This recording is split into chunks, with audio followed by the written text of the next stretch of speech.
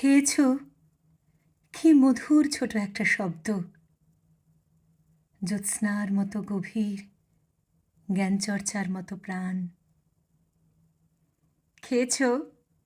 আমাকে জিজ্ঞেস করতো আমার বুড়ো মা। ভাত বেড়ে দিতে দিতে নিজেই ভাতের হাঁড়ি হয়ে দরজায় বসে থাকতো মা। খেয়েছ?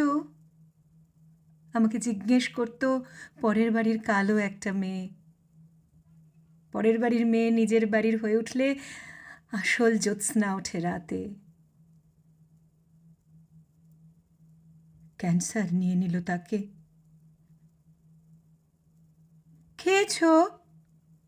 আমাকে জিজ্ঞেস করতো ছোট রুরু।